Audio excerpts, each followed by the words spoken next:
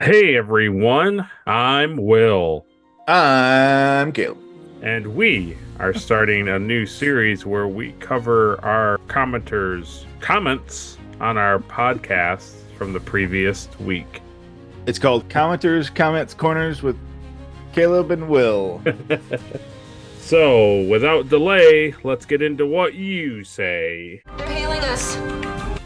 Hailing frequencies open. Captain, we're receiving 285,000 hails. I wish I knew what to tell them. Well, our first comment right off the bat is from Captain Olimar. Captain! Salute you, Captain. He says on our We'll Always Have Paris podcast, frankly, my dear, I don't give a damn. Another bad episode of season one in the bin. Yeah, another one. I didn't remember this episode at all before the rewatch, and I feel the same after seeing it again. Yeah. You both go into it, but the plot about Picard's lost love doesn't work. Nope. I could see it if it was Kirk, but I don't buy it for the bald diplomat Picard. That's true. Yeah, that's a good point. I like the discussion about how the economy of Star Trek works, who's volunteering for red shirt duty. Oh, yeah. I forgot we got into the whole. Yeah. Yeah, it makes no sense when you break down like future society, no money, people just being like, yeah, I'll just be a waiter for nothing. For nothing. Yeah. Or to his point, it's like the red shirt guys are kind of front line. Like, Yeah. I think that's what I'll do. You're like, yeah, but you get, just our love and admiration. Oh, that makes me want to do it even more. How do they decide who gets to be a starship captain? Is scarcity a thing? Aren't dilithium crystals inherently a scarce resource that is desirable by most spacefaring species since it can't be replicated and you need them for warp drive? I don't know. Isn't Sounds anything like about it. Yeah. I have no strong feelings one way or the other. it. So the way he words that, it sounds like that's a thing that they get into much later. Yes. But as of right now, they're just like, oh yeah, go fetch some more dilithium crystals. We keep them in the bag next to the Kyber crystals. You're like, oh, okay. I agree that this episode pretty much confirms that Beverly has a thing for Picard, but I don't get any romantic vibes from them. Probably won't come up again. No, I'm sure it won't.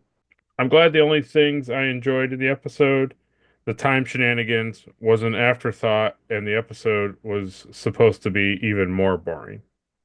Oh man, without that time stuff, this would be just unbearable It would be episode. pretty rough. Yeah, It would honestly. be pretty rough. And the thing is it's like it's not even like, oh yeah, Picard has he never got over this love of his, but he became a captain instead, right?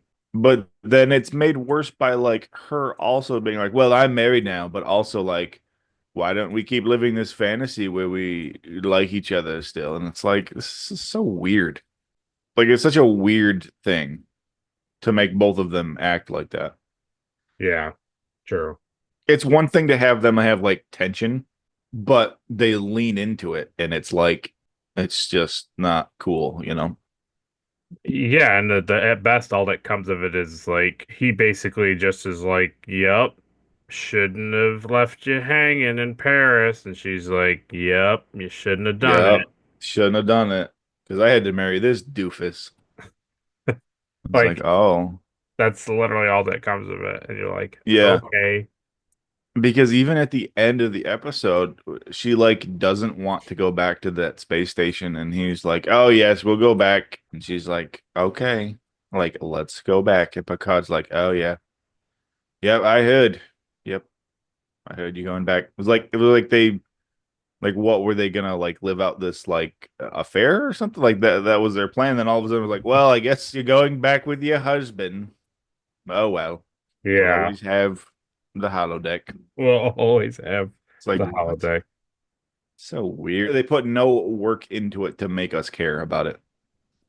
If this was like a thing down the road, Yeah, it'd be like, oh man, you feel for Picard. But like It's like, oh, I hate these episodes where it's like somebody walks in and is like, oh man, back in the day we used to really, really be close. Oh, And yes. it's like, okay, but I don't know her, so I don't really Right. care how you feel Yeah. about it. It doesn't really, Yeah. It's the same issue I had when what they do, and remember, they'd be like, yeah. "Oh, why is this That's just guy's like that arm?" incident on Brexium Prime. Yeah, exactly. And I'd Like, be oh like, man. "Oh, okay. Maybe just Yeah. And show us then that." but then the whole episode goes on, it's like awful stuff. And then you have like the Red Shirt be like, man, Braxian Prime must have been really bad. It's just Yeah. unfounded. I don't care. It's a tropey thing, and I get that like people do say things like that, but I think when you're a TV show that is totally based off of like visual explanation and like that's why people are invested in the show, it's like just show it. Just Yeah. show it. Yeah, no, it's definitely human emotion in nature, but it's just you can't just do that on a TV show. You have to like spend more time developing it to make us care as an audience. Yeah, and then Captain Olimar ends with be excellent to each other and party on, dudes. Yeah. Be excellent. Excellent. Excellent. Then we have a comment from Daystrom Review. They Yep. say on the same podcast, the ship is alive with the sound of fencing. And then they go Yeah. on to say, as a fencer, they have bad posture and might be using the wrong type of foil. Oh wow. Well, it's the future. Yeah, So perhaps they didn't take that into account. it's Yeah, like in Fallout when you talk to people about baseball and it's like 300 years in the future and their understanding of baseball is so not even remotely close to what baseball is. no, So they don't understand fencing in the future. That's cool that they're a fencer though. That's cool. I it is cool, actually. that Yeah, episode made me want to like learn fencing. yeah, I agree. It's a pretty cool I thing. think it would be fun. All right.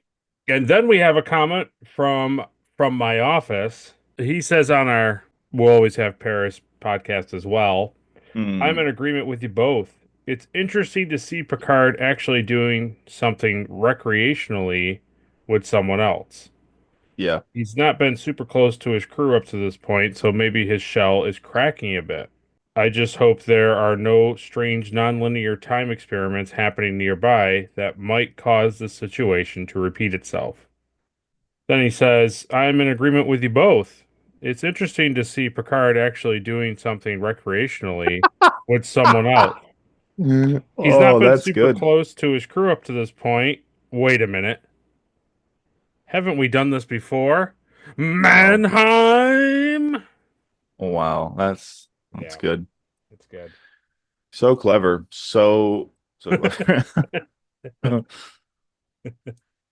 We appreciate It that deep level of cleverness. was pretty good. That was almost as good as the time that we went to Punxsutawney Oh, for Groundhog's Day, and then we posted two yeah. days in a row. Like, good Yeah. morning, woodchuck chuckers. Yeah.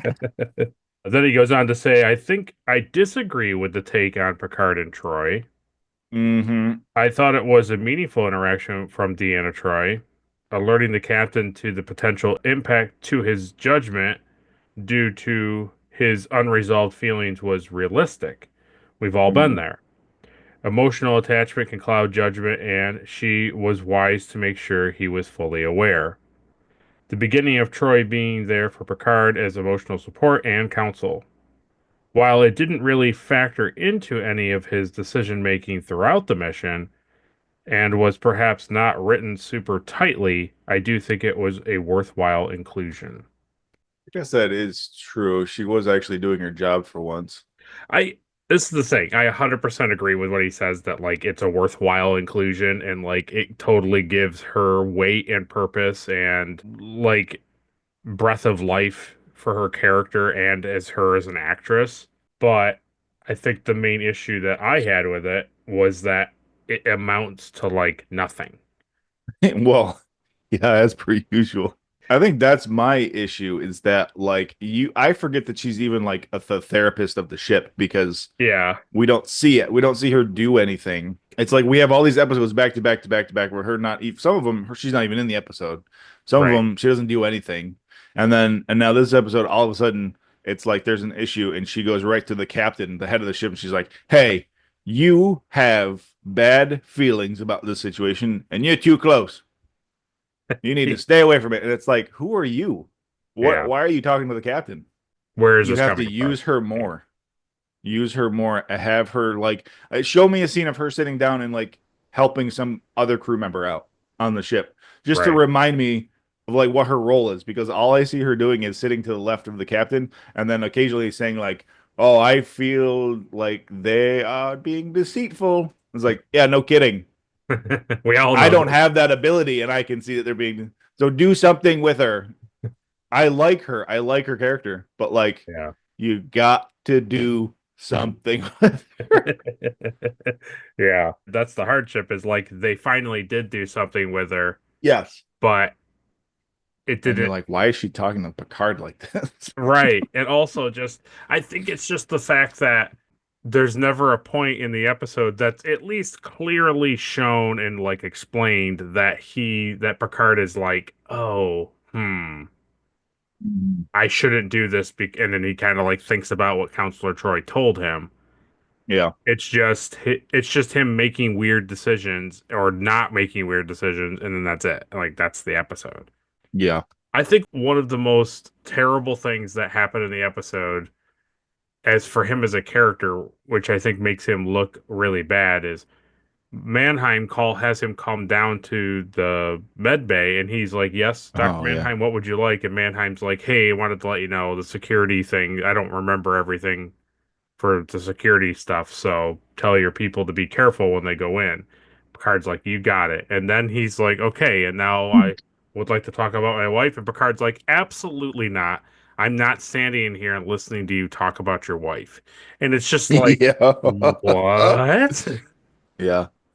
And And he's like, it wasn't even like, "Hey, you need to stop like talking to right. my wife." It was like, "Hey, if I die, like she cares for you. Like I want you to like take care of her."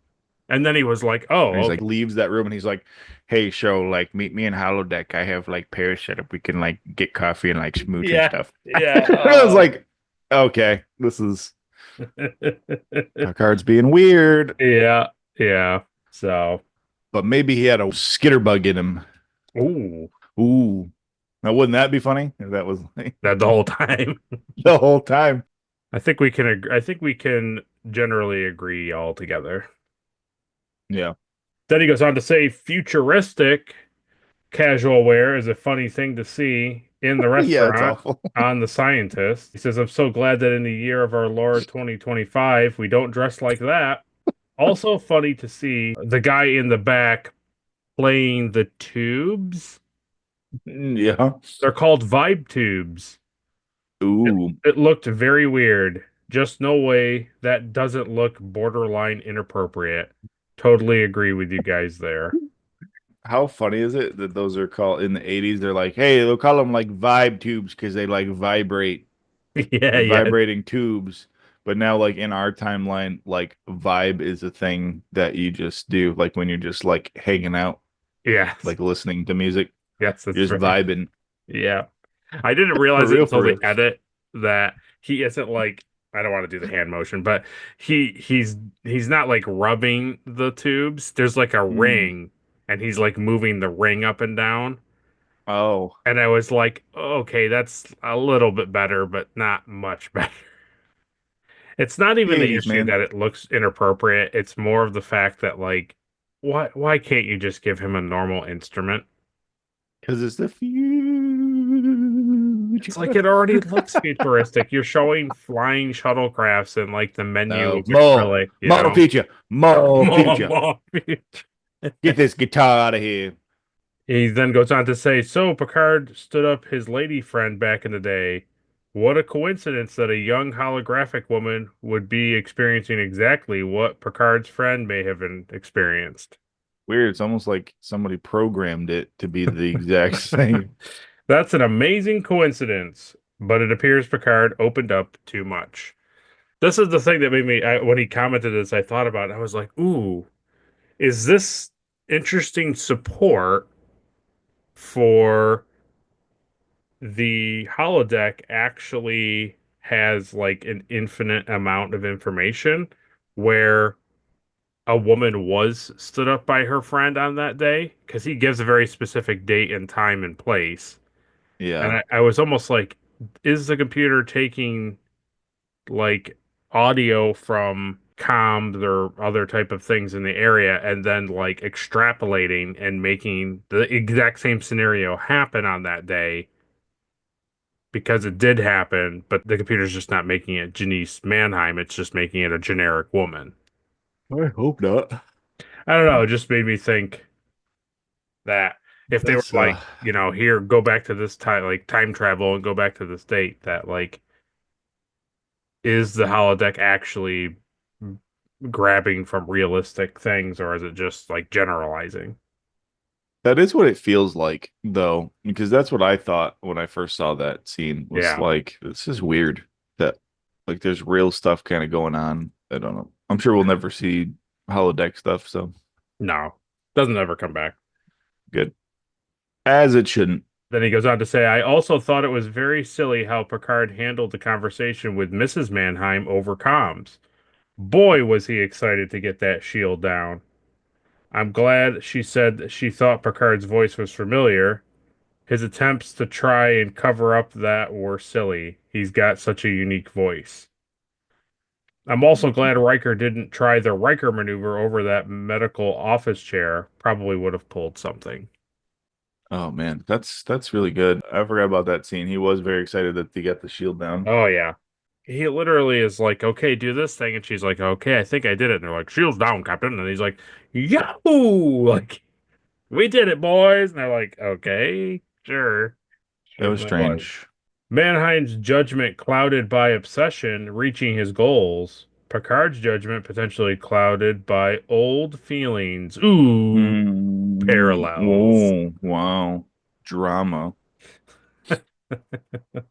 It's us in the turbo lift. Oh, hey, it's us in the corridor. Time shenanigans ensuing. Mannheim. I like that scene. There are some questions about how this works that they haven't quite explained, but it's sci-fi, so I can live with that. It's almost like linear time bunches up temporarily and then straightens back out like a string. What if you were to step from one location where time is ahead into the space where time is behind? What would happen? You're asking way too many questions. This episode is about Paris and old flames going around husbands. It has got nothing to do No, with the time stuff. no. I don't know why you're holding on to the time stuff. Okay. This is about a blonde and a bald man. Shut up about the time stuff. So the story is about how close can you get to making affairs seem appropriate. And not very. The moral of the story is try to get with a man's wife if he's dying. God. Yeah, that is basically. Yeah. And I think to answer his larger question, I think that you just become one, the timelines converge and you just become one person like Data does at the end of the episode. I think like if you progress towards where an individual is standing, you just weirdly align and become super Data. Which one of us is the right one? I think it's me in the back. It feels like me. And it's like, oh no, it wasn't. Ah! Then he goes on to say, Chadbert, baby. Her eating. Jedbert, Yeah. my man, My man Chadbert. my man. Chadbert got her eating yogurt, made it squirt on his shirt, and fell out of his yurt. Gotta love that Chadbert. Oh my A God. weird rhyme, you say? Not convoluted at all. No, it's right to the point, really. Right to the point. Chadbert, baby. Then he says, "One man, two dimensions, Manheim, Saturdays at 8 p.m. on NBZ." Yeah. Cool to have a mention of the multiverse, basically, something we take for granted now. I can't The what? recall hearing much about this concept back when I was a kiddo. Also, does Manheim ever blink? In the other And dimension, the, yeah. yeah, the other one is. That's how you can tell the separation. What if in the other dimension where whoever's talking to him, his eyes are just closed, but it's because he's blinking. He just can't. I don't know if you've never noticed that, but in the mirror universe, nobody blinks. That's true. It's impossible to. But the thing we can say to this is that in an episode of TOS, which I don't remember which one it was, Spock makes reference to the multiverse. Then he goes on to say, I was happy to see some personality from Picard, some of his backstory, that he is a man of feeling. It's just that the feelings are closed up pretty tight. I do agree it's weirdly portrayed and a little forced, but I think that helps things pay off or mean more in later seasons, and even more so once Picard reaches his twilight years. He goes through a lot of changes as a character. Yeah, like you were saying, it's a dual-edged sword where you like getting more of Picard's backstory, but it's kind of like muddled a little bit. So, I want to know more about Picard. That's the problem. But then every time they show me things about Picard, I'm like, I actually would like to know less about Picard.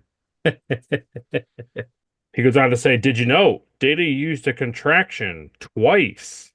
He says, "Time flies when you're having fun." Nice that Picard assured Data he was indispensable, just in better control of the situation than a human. I mean, look at what happened to Manheim. Cut to the lab. Danger! Tuck and roll. Cool tubes for the door, but also weird. Good supposition that it probably could have caused harm to touch it. Triple Yeah. Data and another contraction. It's me! Time displacement seemed to impact his speech protocols. Hello, Data. It's me, Data. Yeah, the door thing is like, hey, that's a really cool design. And I'm under the assumption that the lab is like halfway shut down. Oh, yeah. So the door doesn't open all the way. That's why he's got to like squeeze through the danger tubes. It does seem like that, yeah. But it's just weird. It's weird. And it is funny too, like what he says about the contractions with Data. It's a thing that they focus heavily on in Data lore, that's how you show the difference between lore and Data is that Data cannot say contractions. So he can only say it is or you are or they are, things like that. Oh, But that's then right. right, but then there's many episodes where he Where he says just it's, doesn't. yeah, yeah. But is it like he's learning to be more human? Is that what they're trying to portray? No, I think it's just the combination of they wrote it and didn't think about it, and or Brent Spiner saying it.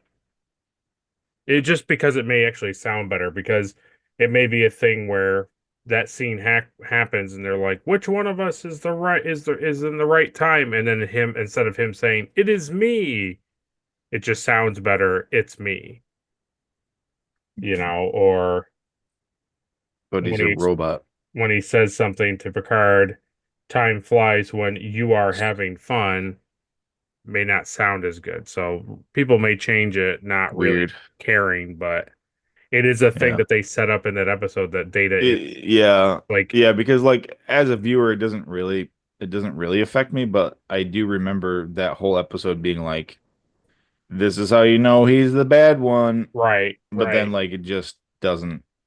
continue. It's like don't set up rules to your Yes. story Yes. and then change it.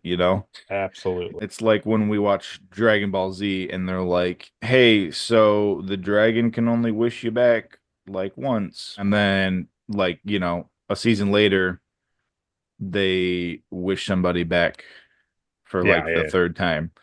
And like that doesn't happen but it's like you can't set up these rules to your universe and then be like, I don't know. Yeah. Does anybody really pay attention to that stuff? Because that's what it makes you feel like, it's just like, who cares? No, I don't know. Yeah, I agree with you. I agree. Then he says, I chuckled when Manheim, after he's recovered, sees Picard and is like, "Where's my wife?" It's such a Uh, weird scene. he says, I'm sure Beverly is also happy to reunite the Manheims. Picard looks like he wants to gag on a spoon. Yeah, but the weird thing about that scene is that his wife is to his left, Yeah, like off in a where he corner. could Yeah. clearly see her Yeah. And she waiting to didn't come want to into come the, in. She didn't want to come in and talk to him until Picard entered the room. yeah. I was hoping he was dead. It's It's a very clearly like one of those scenes where it's like, oh, so she was just waiting for her cue to like come into camera Oh, frame. 100%. Yeah, yeah, yeah. Yeah. But like he's saying too, to even double the weirdness of that scene, Yeah. when Picard walks in, his first words out of his mouth is, where's my wife? Like, what have you done with my wife? In another universe, I would have wanted you to be with him, but not this one. This one's mine. Where is she? Where is she? Because especially because we you just had that scene where he's like, "Hey, if anything happens to me, please Please. take care of her." And then now he's like, "Okay," and he's like, "No, don't. I'm not dead. Don't touch my wife." Yeah, that's weird. The whole thing is weird. The whole thing is weird. It's a weird episode. And so he concludes with the thought, but at least we'll get to enjoy drinks at the Blue Parrot Cafe. And guys, you're buying. Da da da da da da da.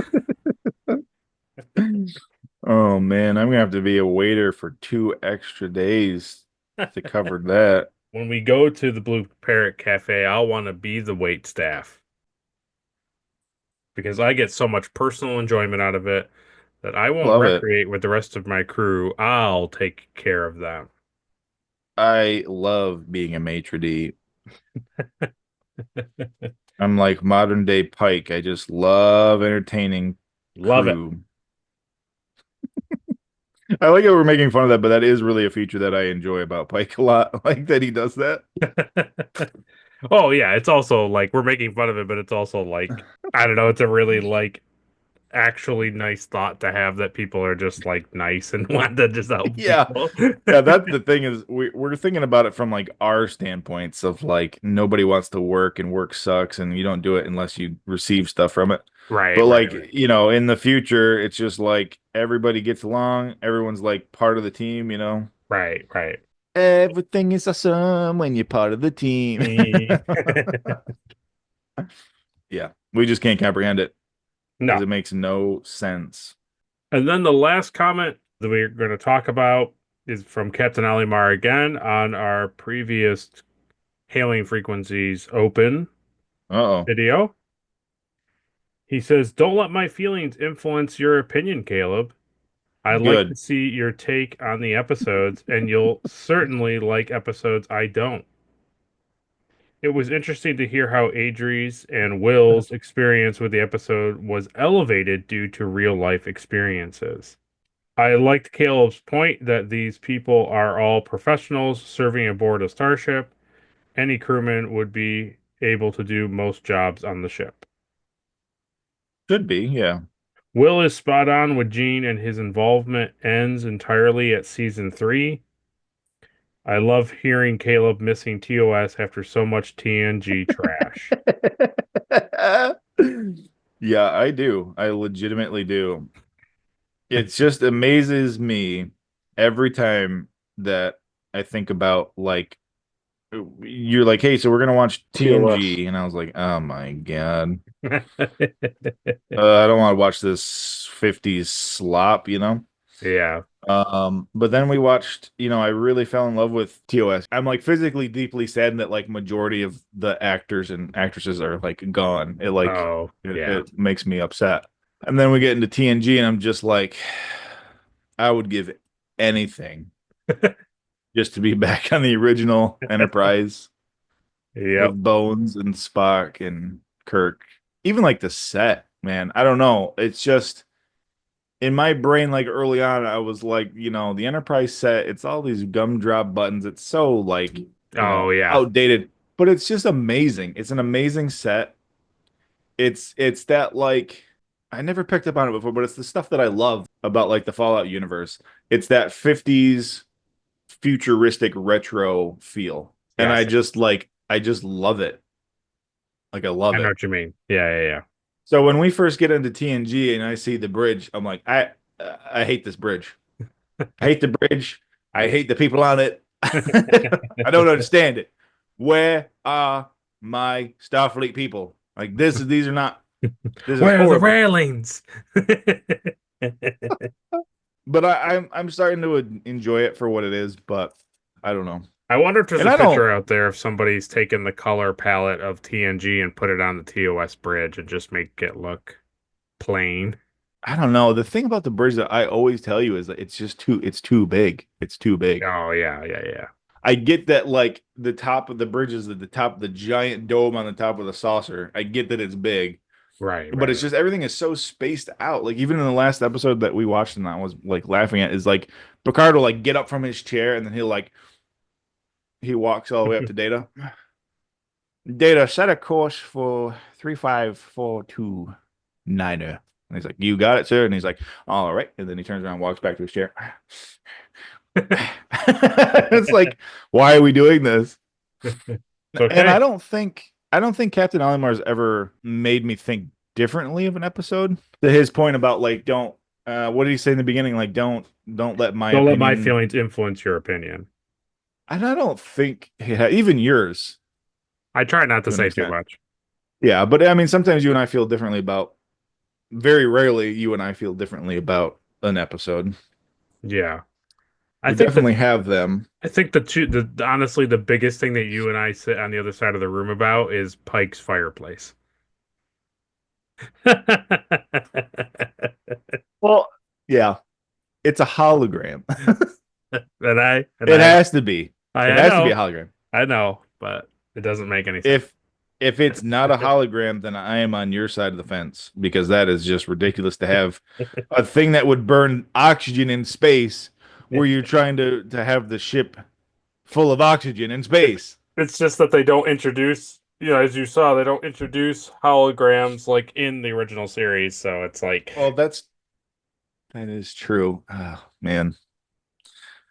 Yeah, that is kind of stupid. I don't know. it's I okay. guess Like, you don't have, like, that's the whole point. You don't got to change how you feel about now I feel bad. it. No, I think for me it's cool because it goes along with his character. Oh, yeah, His yeah. his like quarters is set up for like entertaining Yes. the crew members. And I think that's really cool. It's a really cool take on a captain. Like he has Yeah. these, it's not just like, oh, Captain Archer has like his captain's dining room where he invites people in Right, and then they're right. served. The Pike thing is like he's really intimate with his crew and he cooks dinner and he enjoys that Yeah. aspect of it. He lives off the land. He's a cowboy. He Right. has like that fireplace because it reminds him of his home in Wyoming. Right. I Right. get it. I get that it doesn't make sense to have an oxygen burning fire on a ship that has to produce oxygen to live for life support. It's stupid. Yes. And like you said, the hologram technology doesn't exist yet. No. No. But But, it's an alternate timeline. yep. And take his ship and the aesthetic of his ship and compare it to TOS. Obviously, it's Wait. different. Yeah. So Oh, he's yeah. got more technology in Yeah. this time period than they do in this time. So Yeah. We can agree that the temporal Cold War gave them hologram technology a little I sooner mean, than. yeah, and they're fighting Gorn and stuff. I mean, come on, give me a break. You're not gonna sit here and tell me it's the same timeline as Kirk. No, I just won't have it. I won't have it. It's no. not even the same actor. Yeah, so then Captain Lamar concludes with saying, "You got to stay the course with TNG. I promise there is a reason it's loved by us fans. Keep it up, guys." Well, I can't wait to see it. Well, that is what you guys wrote to us in the comment sections for us to cover on this series. We appreciate all of your comments, all of your thoughts. We appreciate breaking them down and getting into it. And I don't know, just helping Caleb and I laugh and look at things a different way. And generally feeling like we have a nice retrek community. It's nice. Yeah, the Trek community. Trek community. I think honestly what happens too sometimes is like you and I will talk about a scene and we're like, this is really stupid, it makes no sense. And it's like, yeah. And like that'll be it. But then like we read everybody's comments and they like really dig into like why that scene is stupid. And then you and I are like, yeah, that it makes even less sense than like we originally thought. Like Yes. it's really bad. Like it's really Yes, yes, bad. yes. It's fun, but it's always sad when somebody else comments and you're like, oh, Mhm. yeah, it's really That's stupid. why I don't rate anything high. Because sometimes I'm still in like Munchausen of just seeing the episode, Oh, and I'm like, yeah, that's pretty good. And then yeah, like we'll talk about it. I'm like, oh God, what have I done? yeah. What Well, have I it'll be done? interesting next week when we cover everybody's comments from Conspiracy. I am genuinely looking forward to Yeah, that because even I don't know what how the fandom in general views that. I think it's viewed as like a kind of a thing, but yeah. I don't really know. So, Well, I'll tell you what, it stands out in season one. oh yeah, I without a So doubt, there you go. without a Dude. doubt. Well, it's not time to end this video yet, so don't go away because we're about to do the thing that's so popular this week. This is popular, so popular. This is popular this week. So I thought you would appreciate seeing That's cool.